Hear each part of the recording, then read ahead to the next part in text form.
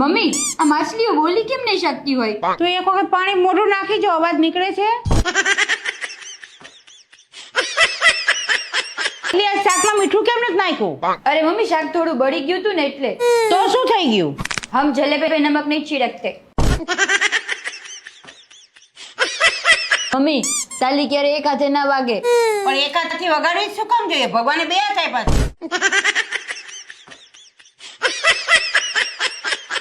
હલવો બનાવતી હતી, શું થયું? લાઈને મમ્મી બળી ગયો એટલે. તો જલો સમજીને ખાઈ લઈશ. લાવ ને તું. ગલો, મને એક સવાલ થાય છે કે ઇન્સ્ટાગ્રામ કેટલા ગ્રામનું હશે?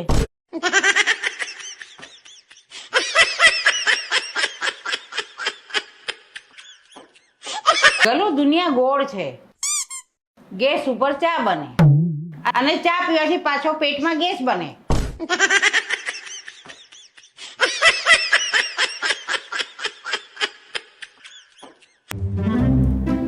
અલી સાંભળે છે? ના હું તો ખાલી બોલું જ છું.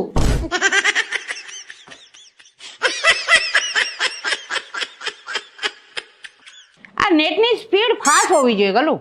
હા, બૈરાવના જીભડા જેટલી હોય તો મજા આવે નહીં?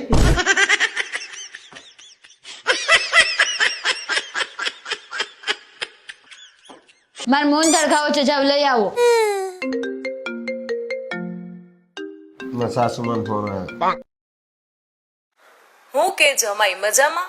શું કરે અમારી ફૂલ જેવી દીકરી? તમારું ફૂલ ખાઈ ખાઈને ફ્લાવર થઈ ગયું છે. હવે ને ફ્લાવર કો ફૂલ ના કેશો.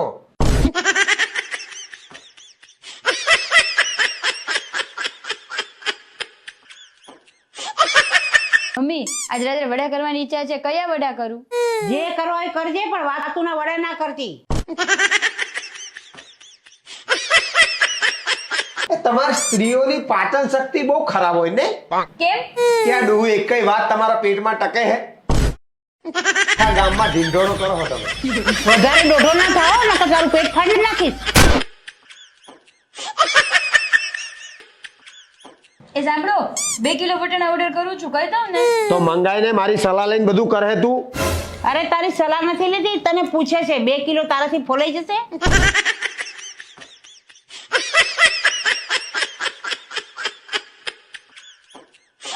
ઓછા લે થોડા.